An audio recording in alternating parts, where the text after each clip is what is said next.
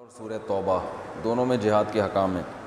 یا ایھا الذین آمنوا اذا لقیتم فئۃ فاثبتوا، اے ایمان والو جب کسی جماعت سے مقابلہ ہو جائے فاثبتوا، ثابت قدمی دکھاؤ۔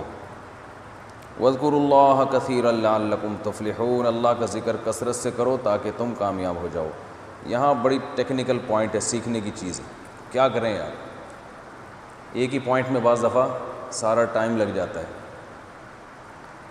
اللہ نے کیا کہا؟ میدان جنگ میں پہلے ثابت قدمی دکھانی ہے اور پھر اللہ کا ذکر کرنا ہے۔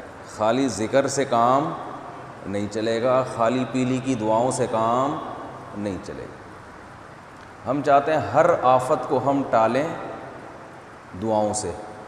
مارکیٹ میں جو چل رہا ہے وہ یہ چل رہا ہے کہ جی دعاؤں سے کیا ہو جائے گا؟ بولتے کیوں نہیں؟ کیا ہو گیا؟ بول لو نا، مسئلہ حل ہو جائے گا۔ تو فلاں مصیبت ہے اس کے لیے یہ وظیفہ، فلاں مصیبت ہے اس کے لیے یہ وظیفہ، کاروبار کا یہ وظیفہ، محنت کر نہیں رہا کاروبار کے لیے، اسباب اختیار کر نہیں رہا۔ یہودی نے جو کاروبار میں ترقی کی ہے وہ انتھک محنت سے کی ہے، ہر لحاظ سے پلاننگ کر کے انہوں نے پوری دنیا کے کاروبار کو اپنے ہاتھ میں، بولو بھائی، لے لیا۔ ہمارے ہاں جب کوئی بزنس کی طرف آتا ہے تو کوئی پلاننگ نہیں ہوتی۔ ہمارے یہاں بہت سے لوگوں نے میک ڈونلڈ کے مقابلے میں انہوں نے بھی بہت سارے میک ڈونلڈ کھولے، چلے وہ نہیں چلے۔ سمجھ رہے ہیں نا کیوں نہیں چلے؟ وہ ٹیسٹی نہیں تھا۔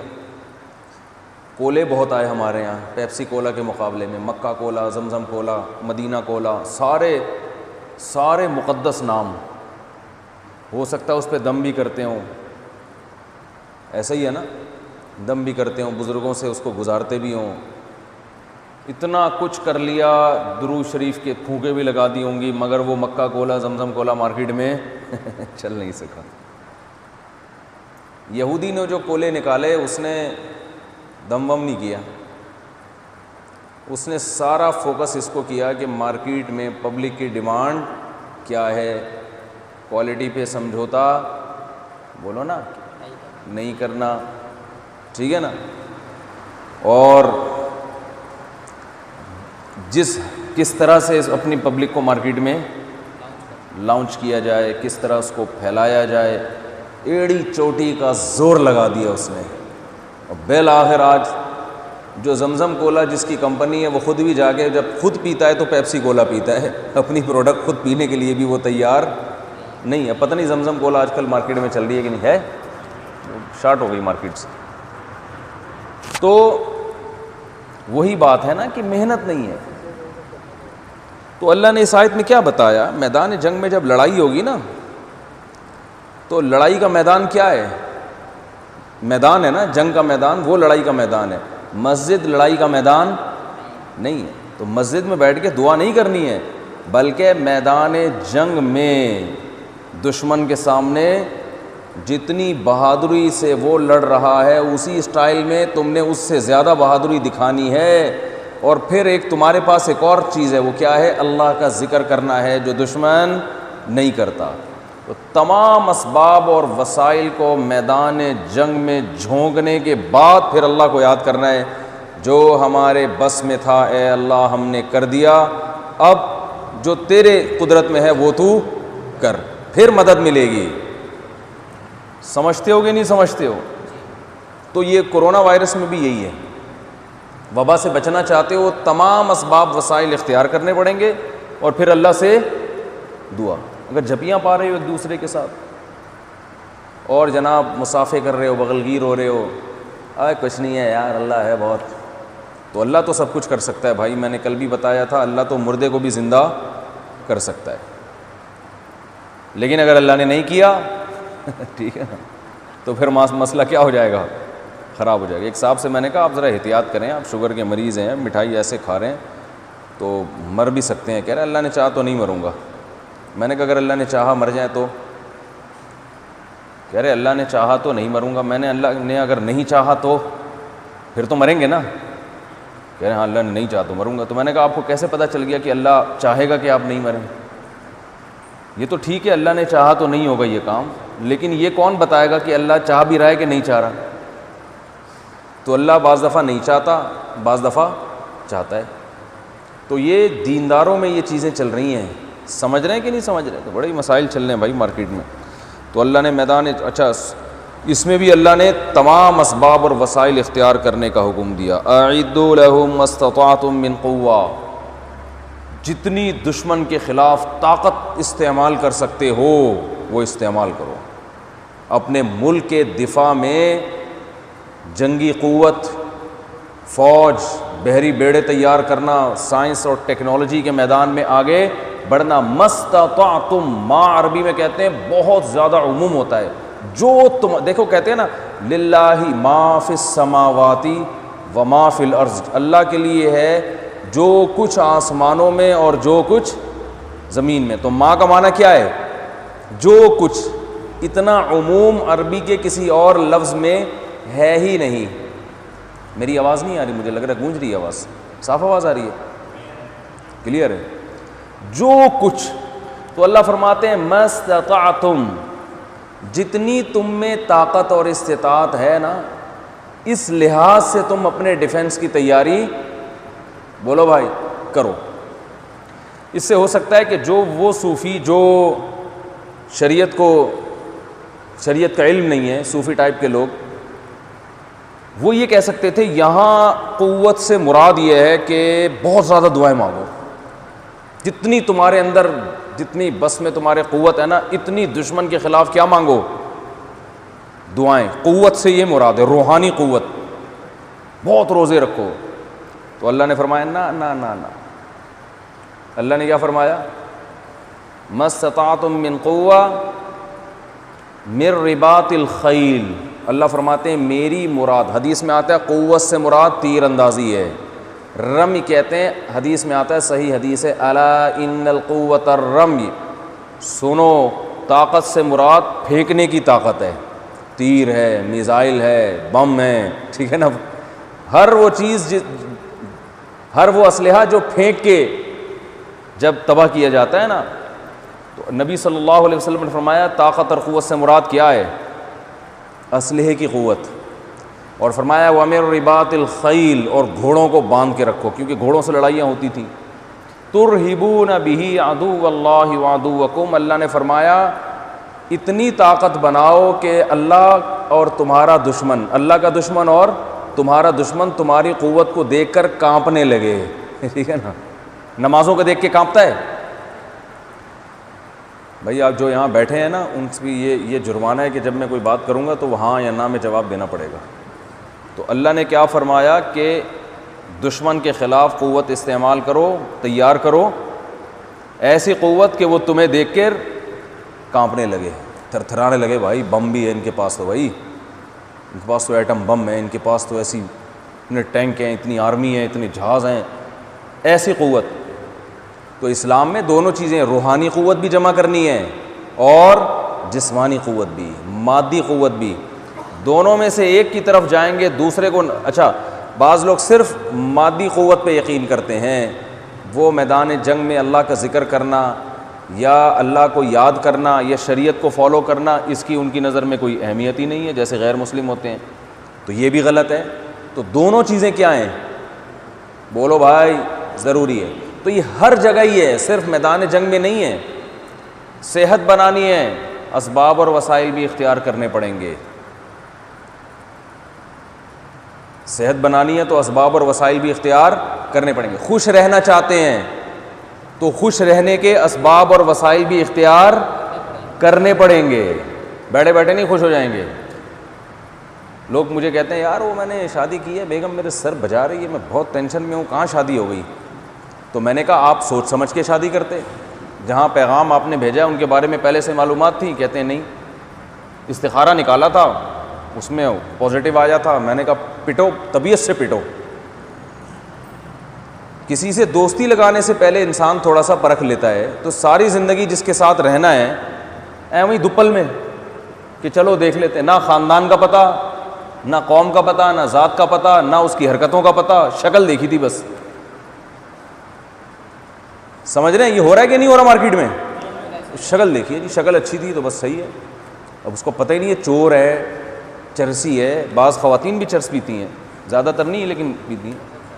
اب وہ آ رہا ہے کہ جی وہ میری بیگم تو سگریٹ پیتی ہے، وہ تو چرس پیتی ہے، بچوں پہ کیا ہوگی. میں نے کہا تو اسی طرح مرد کے معاملے میں بھی ایسا ہی ہے، استخارہ نکلا تھا تو شادی کر دی، اب پریشان ہے. تو یہ جو پریشانی ہے، اور پھر کہتے ہیں ہم تو اتنی دعائیں مانگتے ہیں تہجد میں، اللہ تمام ٹینشنوں سے ہمیں بچا کے رکھے.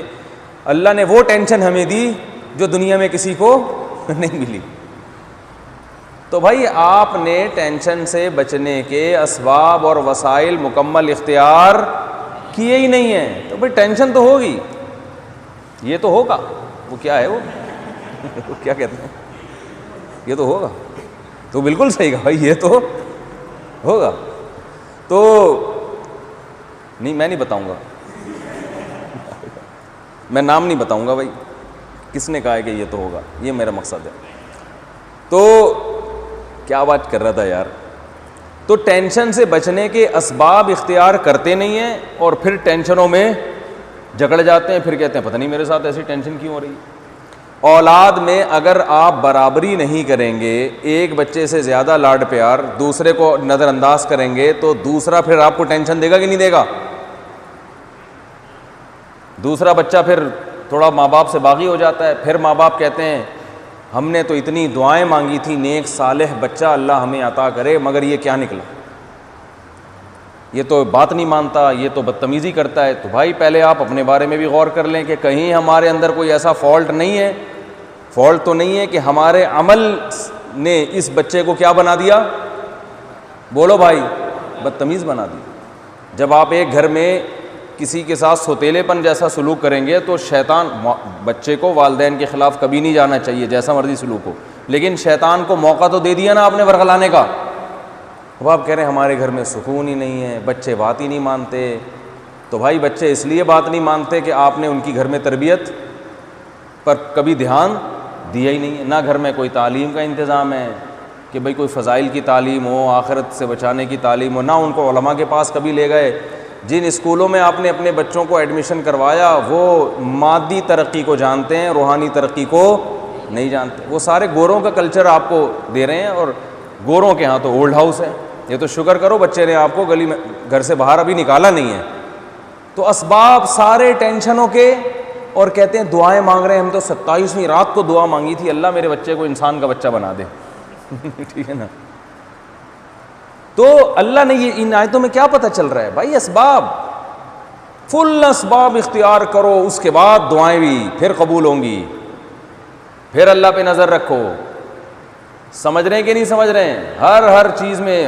اور ہمارے نبی نے اسباب ہم سے زیادہ اختیار کیے ہیں. غزوہ خندق میں دیکھو نا، چاروں طرف سے قبائل نے مل کے حملے کا پروگرام بنایا. تو آپ صلی اللہ علیہ وسلم کہہ سکتے تھے اللہ اب یہ تو میں نہیں کیسے لڑ سکتا ہوں ان سے، بس تو ہی اب مدد کرے گا. نہ نبی کو معلوم تھا کہ جو میری ذمہ داری ہے پہلے میں پوری کر لوں. مستطعتم، جیسے قرآن میں آتا ہے، جتنی طاقت اور وسائل میرے پاس ہے پہلے میں جھونک دوں، اس کے بعد کیا کروں گا، اللہ سے دعا. تو آپ کے اسباب وسائل کیا تھے؟ اب دیکھیں بہت اہم پوائنٹ ہے، اس کو سمجھیں.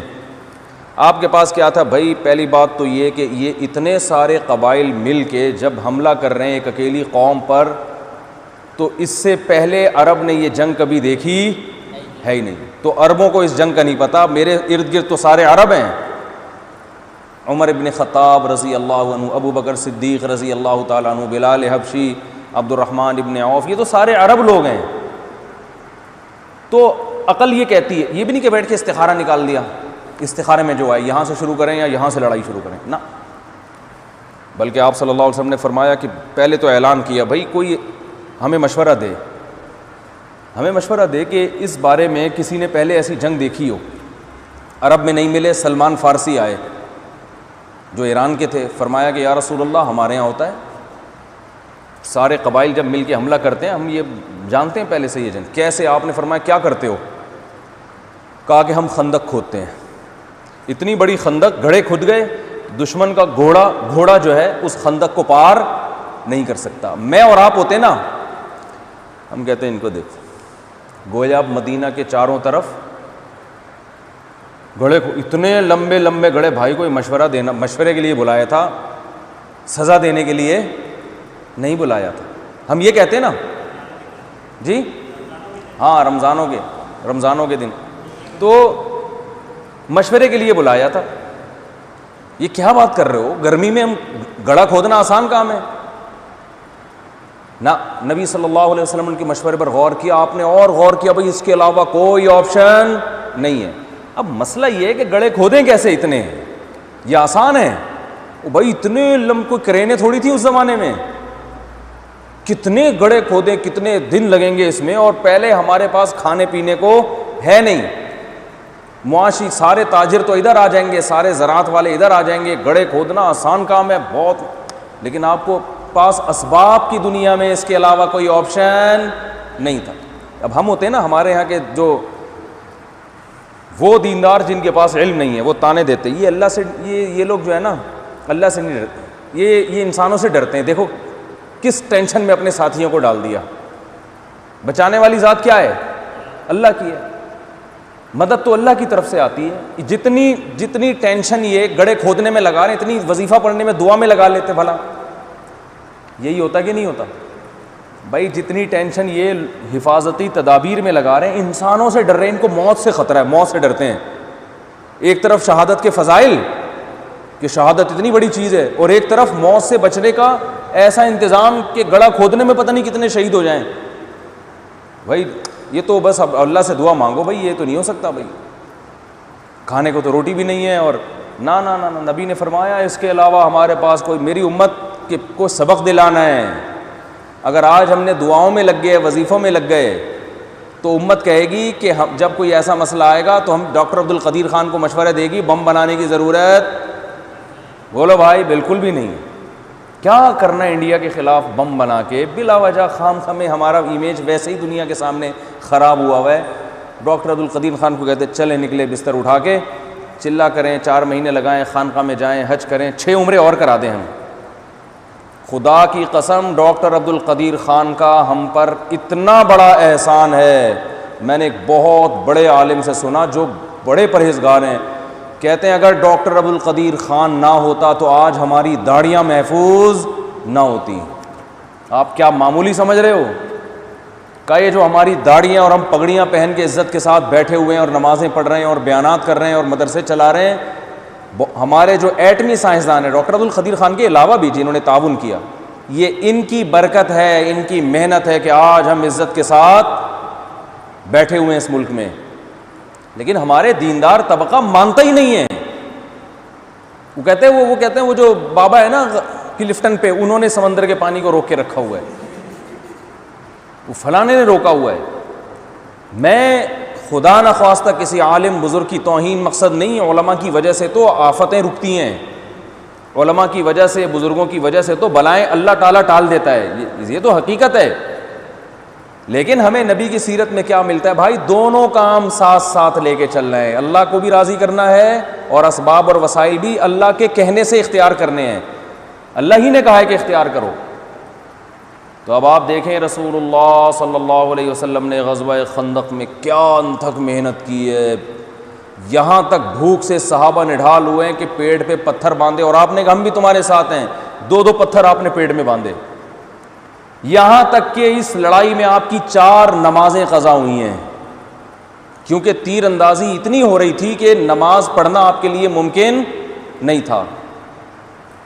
مگر جان بچانا پہلے ہے, نماز بعد میں. ہم کہتے لو نماز تو بلاؤں کو ٹالتی ہے, نماز تو مصیبتوں کو ٹالتی ہے, نمازیں قضا ہو رہی ہیں. اور اس سے بڑی خوش قسمتی کیا ہوتی ہے کہ نماز پڑھتے ہوئے تیر لگ جائے؟ اس سے بڑی کوئی خوش قسمتی ہو سکتی ہے؟ نہ نہ نہ. نبی صلی اللہ علیہ وسلم کی 4 نمازیں قضا, کیونکہ جان پہلے ہے, نماز بعد میں. کیونکہ آپ صلی اللہ علیہ وسلم جانتے تھے بھائی اگر ہم نے نمازیں شروع کر دی, تیر آ رہے ہیں, تو یہ چند لوگ نماز پڑھ کے شہید ہو جائیں گے, قیامت تک پھر کوئی دنیا میں نماز پڑھنے والا باقی نہیں بچے گا. جب دشمن کو, ہمارے جو کریم ہے وہی شہید ہو گئی, ان کو بچاؤ پہلے. آج وہی ہے نا, ہم کہہ رہے ہیں لوگوں سے لاک ڈاؤن ہوا ہے, مسجدوں میں رش مت کرو, وبا بہت اسپیڈ سے پھیل جائے گی. لوگ کہتے ہیں نہیں نماز سے تو وبا ختم ہوگی. ارے وبا کو نماز روزے کا پتہ ہے کہ مجھے ختم ہو. جرثیموں کو پتہ ہے یہ چونکہ میرے ساتھ نمازی چپک کے کھڑا ہوا ہے لہٰذا یہ چھینک مارے گا تو میں اڑ کے اس کی ناک میں اس لیے نہیں جاؤں گا کہ یہ نماز پڑھ رہا ہے. وائرس کو پتہ ہے کیا ہو گیا؟ وائرس کو تو نہیں پتہ نا. وائرس کہے گا بھائی یہ روزے دار ہے, یہ ہندو ہے, یہ تہجد گزار ہے, وائرس ٹرانسفر ہوگا. وائرس کا کوئی مذہب ظاہری لحاظ سے, ویسے تو سارے وائرس مسلمان ہیں, حقیقت ہے اللہ تعالیٰ نے تو ہر چیز کو کہا نا یہ سب اللہ کے فرما بردار ہیں, تو وہ اللہ ہی کے حکم پہ جا رہا ہوتا ہے. اور اللہ نے اس کو بتایا بھائی یہ دنیا دار الاسباب ہے, اس میں نمازی اور بے نمازی کا کوئی فرق نہیں کرنا, جہاں موقع ملے نکل لو. ٹھیک ہے نا. تو وہ دیکھتا ہے جہاں ناک میں, بس ناک میں گھسنے کی دیر ہے اس وائرس کی, اس کے بعد پھر آٹومیٹیکلی سارا سسٹم بولو بھائی شروع ہو جاتا ہے. تو نماز پڑھیں, گھر میں پڑھیں, کراؤڈ نہ لگائیں, مجمع نہ لگائیں. تو خیر کہاں سے کہاں بات چلے گی. تو آپ صلی اللہ علیہ وسلم نے سارے اسباب اور وسائل اختیار کرنے کے بعد جو آپ کا کام تھا کر لیا. اب اللہ نے کہا اب جو تم سے نہیں ہو سکتا وہ کون کرے گا؟ وہ میں کروں. آپ سے کیا نہیں ہو سکتا؟ اتنے لوگوں کے کھانے کا انتظام آپ سے نہیں ہو سکتا, غربت ہے. صحابی آتے ہیں یا رسول اللہ صرف آپ کے کھانے کا انتظام ہے میرے پاس, آپ کی حالت دیکھی نہیں جا رہی, باقیوں کا کر لیں گے. آپ نے فرمایا لے آؤ, سب کو لے آؤ. بھائی سب کو کیسے لے آئیں, ہانڈی میں اتنا نہیں ہے. فرمایا لے آؤ.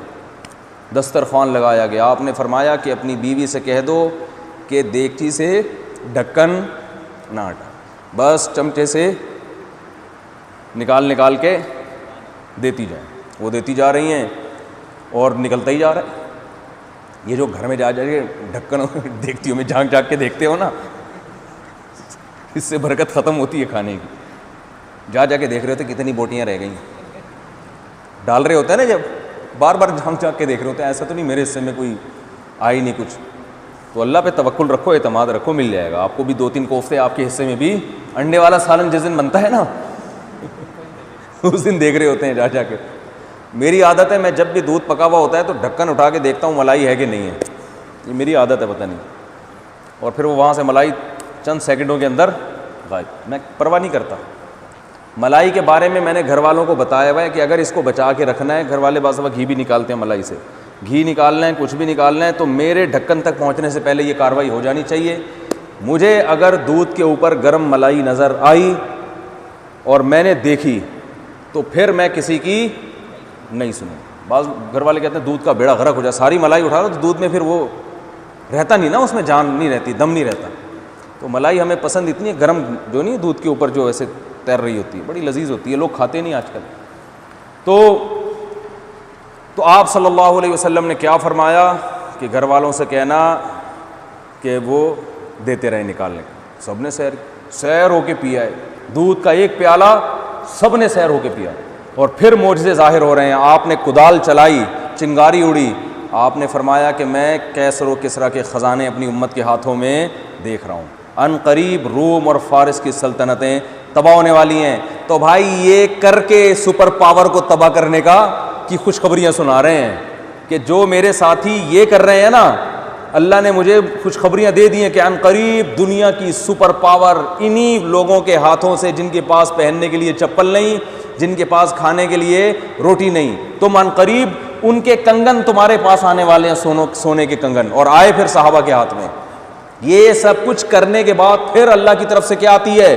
مدد, معجزے. ہم یہ سب کچھ دیکھتے نہیں ہیں اور معجزوں کو فوکس کر رہے ہوتے ہیں. یار وہ بدر میں فرشتے اترے تھے یار وہ نبی صلی اللہ علیہ وسلم تو غزوہ بدر میں میدان میں اتنی رو کے دعائیں مانگی تھیں. یہ سب کچھ کرنے کے بعد سمجھتے ہو کہ نہیں سمجھتے ہو؟ تو اللہ تعالیٰ نے اس دنیا کو اسباب سے جوڑ دیا. بھائی جو محنت کرے گا اسے ملے گا. غیر مسلموں نے کی, ان کو مل گئی. ہم پیڑے کھا رہے ہیں بیٹھ کے. کوئی مسئلہ خراب ہوتا ہے, یہ وظیفہ پڑھ لو, فلانا وظیفہ پڑھ لو. یہ ابے بھائی تو اسباب تو پورے اختیار کر کامیابی کے. کل ایک کوئی آیا کہ بچی کے لیے رشتہ آیا ہے, وہ بچی کو رشتہ پسند نہیں آ رہا. بھائی سارے سب کچھ سیٹ ہے, بچی نے استخارہ کیا, اس میں کوئی الٹا سیدھا نکل آیا ہے, خطرناک قسم کا استخارہ نکل آیا. میں نے کہا اس بچی کو بندہ پہلے ہی پسند نہیں ہوگا, تو وہی دماغ میں لے کے سوئی ہوگی تو الٹا سیدھا آ گیا. تو جو دماغ میں لے کے سوتے ہو وہی آ جاتا ہے. حدیث میں تو آتا ہے بھائی اچھا رشتے کا انکار مت کرو. یہ تو نہیں کہا کہ اچھا رشتہ آئے تو استخارہ نکالو, پھر دیکھو ادھر آیا تو ادھر چلے جاؤ, ادھر آیا تو. یہ استخاروں نے آج کل کے جو استخارے, سنت استخارے کی بات نہیں کر رہا, یہ جو آج کل استخارہ ہو رہا ہے یہ امت کا بیڑا غرق کر رہا ہے. پہلے ہی امت ایسے کام کرتی ہے جس کی کوئی ریزن نہیں ہوتی, اوپر سے استخارے کی وجہ سے باقاعدہ ایسے کام کرے گی جو بالکل ان لاجیکل ہوں گے, کیونکہ استخارے میں نکلے ہوں گے وہ. اس لیے بار بار کہتا ہوں استخارہ محض ایک دعا ہے کہ یہ بہتر ہے تو مقدر کر دے, بہتر نہیں ہے تو مقدر نہیں کر. کرنا وہی ہے جو کھوپڑی میں آ رہا ہے, گراؤنڈ ریئلٹی کو سامنے رکھ کر فیصلہ کرنا ہے, استخارے کو سامنے رکھ کر فیصلہ نہیں کرنا ہے. نہیں سمجھ میں آ رہا تو جیسے چل رہے ہو